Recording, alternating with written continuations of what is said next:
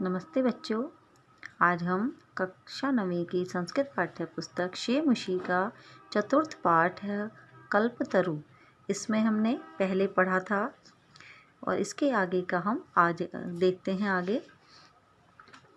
अथ पित्रा तथा इति अभ्यनुज्ञातः सह जीमूतवाहनः कल्पतरुम् उपगम्य उवाच। इसके बाद पिता के द्वारा तथा अर्थात वैसा ही करो, इति अभ्यनुज्ञात ऐसी अनुमति लेकर वह जीमूतवाहन कल्पतरु के पास जाकर उपगम्य अर्थात पास जाकर बोला, देव त्वया अस्मत् पूर्वेषाम् अभीष्टाः कामा पूरिता।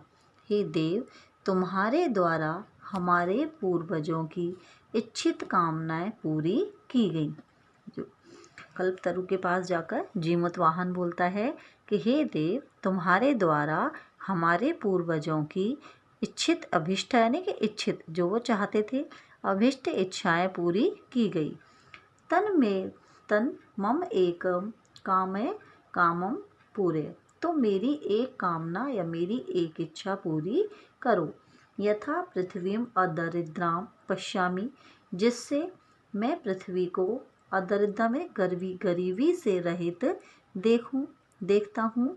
तथा करोतु देव इति, हे देव आप वैसा कीजिए। हे देव आप मेरी एक कामना पूरी कीजिए जिससे कि मैं इस पृथ्वी को गरीबी से रहित देखता हूँ, वैसा ही आप कीजिए।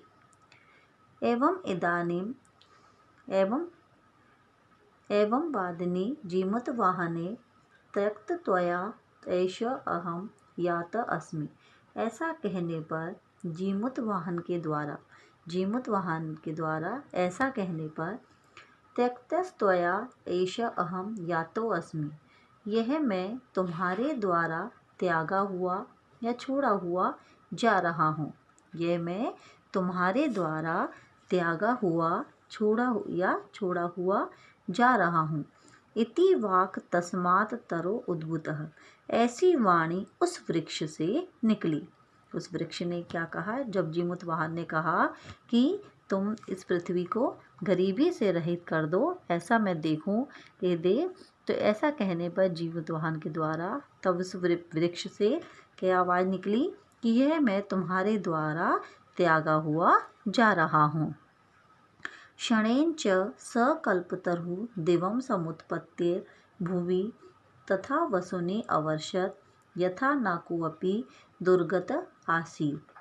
और क्षण भर में ही वह कल्प वृक्ष दिवं समुत्पत्ति, उस कल्प वृक्ष ने, दिवम का अर्थ होता है स्वर्ग में उड़कर भूमि यानी धरती पर, तथा वसुनि वैसी या उस प्रकार से धन की वर्षा की, वसुनि का था धन की और अवर्षा यानी वर्षा की, धन की वर्षा की, जिससे कोई भी दुर्गत अर्थात निर्धन नहीं रहा।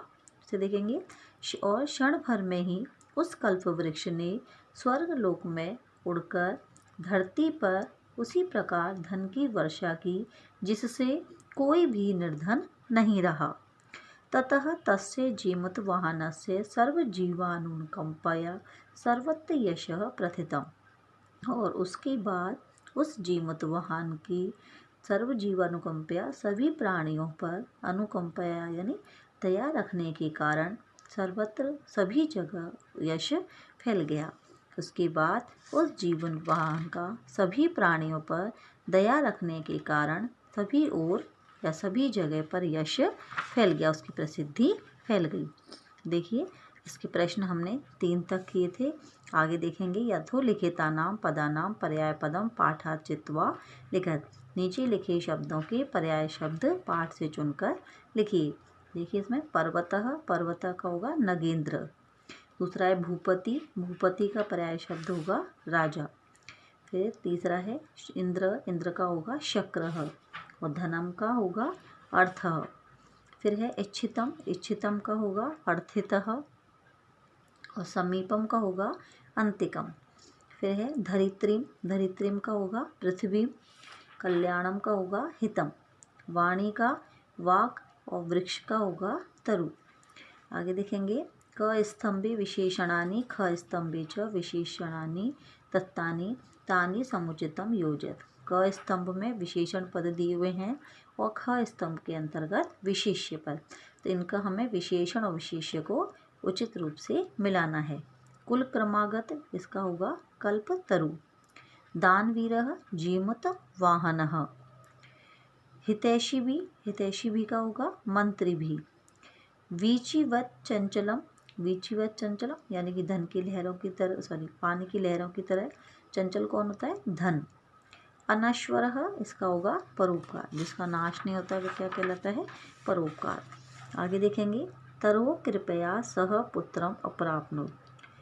इसमें तरो यानी वृक्ष की कृपा से उसने पुत्र को प्राप्त किया। तो तरहु शब्द है, इसमें जो तरो शब्द है इसको हटा देंगे और इसकी जगह क्या लिख देंगे? कस्य। क्या आएगा यहाँ पर? कस्य। बाकी पूरा प्रश्न में से लिखेंगे। आगे देखेंगे दूसरा, सह कल्पतरवे निर्देदत। तो इसमें कल्पतरवे जो है इसको हटा देंगे और इसके स्थान पर लिखेंगे कस्मै।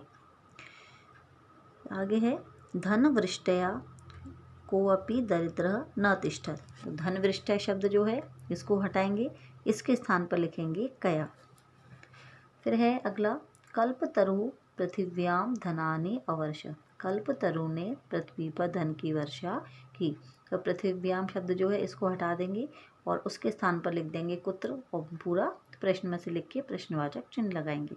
आगे देखेंगे,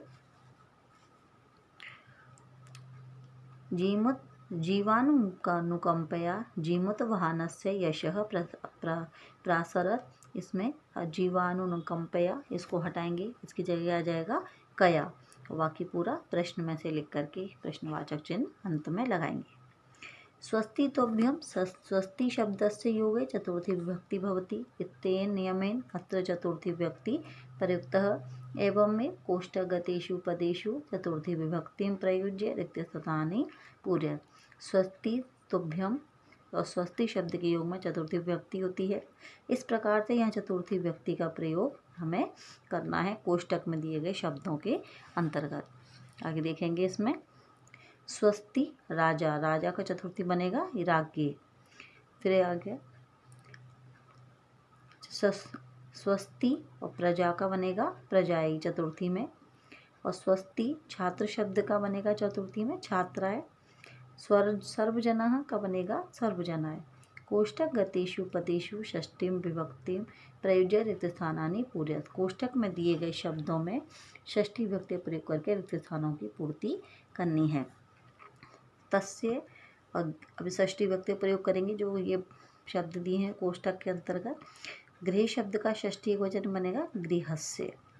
फिर सह डैश अंतिकम अगच्छत। और पितृ शब्द का इसमें बनेगा षष्ठी वचन में पितुः। जीमूत वाहन सर्वत्र यश प्रथितम। तो जीमूत वाहन का षष्ठी एक वचन में बनेगा जीमूत वाहनस्य। फिर आगे है अयम डैश तरु, इसमें षष्ठी में किम शब्द का बनेगा एक बनेगा कस्य।